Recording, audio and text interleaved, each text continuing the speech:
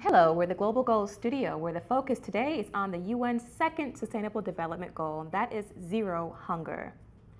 Food security is a life-threatening issue in so many countries, rich and poor, and it has been further imperiled by the COVID-19 pandemic. Valerie Guarnieri, the Assistant Executive Director of the World Food Program, is here with us to dig further into this topic. Valerie, your group has a new report on COVID-19's impact on the world food supply. What has your organization found?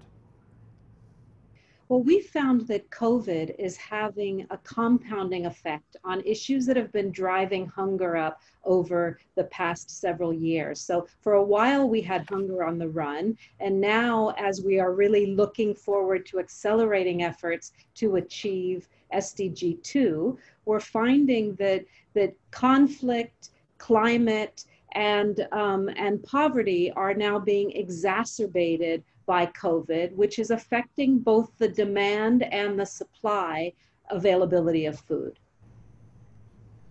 Valerie, I just want to play a clip, if I may, of the Executive Director of the World Food Program, who obviously you know well, David Beasley, filmed in Ecuador in July. Let's just take a listen to what he has to say.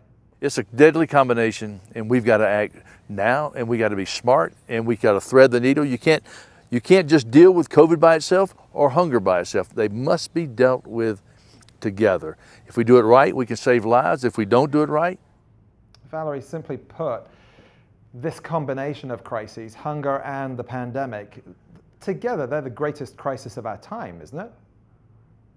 Absolutely. And what we're finding is that based on the compounding impact of COVID, we expect an 80% increase in the number of people who are acutely food insecure. And fundamentally, that means people who just don't know from one day to the next whether they're going to be able to feed their families.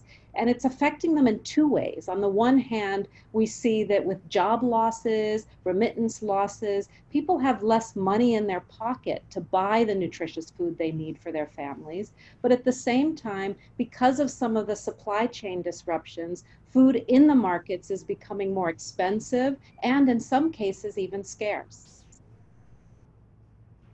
Mr. Beasley also called on billionaires, including some who made money during the pandemic, to step up and help with the humanitarian crisis. Ms. Valerie, what would you like to see the WFP do at this moment? Well, we have been responding by first sustaining our existing humanitarian operations, which cater to the most vulnerable, people who are already before the crisis fully dependent on food assistance for survival. We've needed to and have stepped up to keep that going. But at the same time, we've seen the needs growing, and new populations who were previously able to cope now require food assistance in order to survive. Governments need to be refining their social protection systems to cater for these vulnerable people. And we fundamentally need the resources in order to do that. So governments are tapped out in many cases. We're looking for governments to do more, but we think this requires all hands on deck, including the private sector and even private individuals, to do more. Valerie Guarnieri, I think a lot of people's primary misconception about hunger is that it's just about supply. You know, where does the food come from? What would you say is the primary cause of hunger in the world?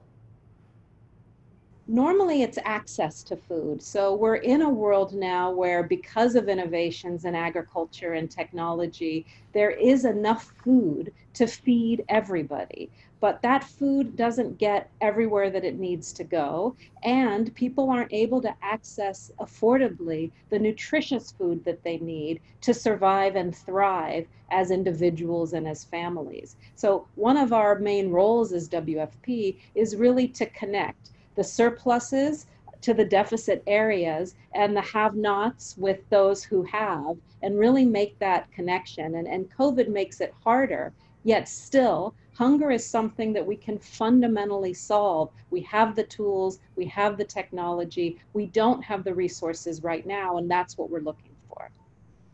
Valerie Guarnieri, sadly we have to leave it there. Thank you for all the vital work that the World Food Program does, especially now, and thank you for taking the time to join us in such a busy week. Thank you so much for your attention to the SDGs and to WFP's work. Thank you. You're watching the Global Goals Studio.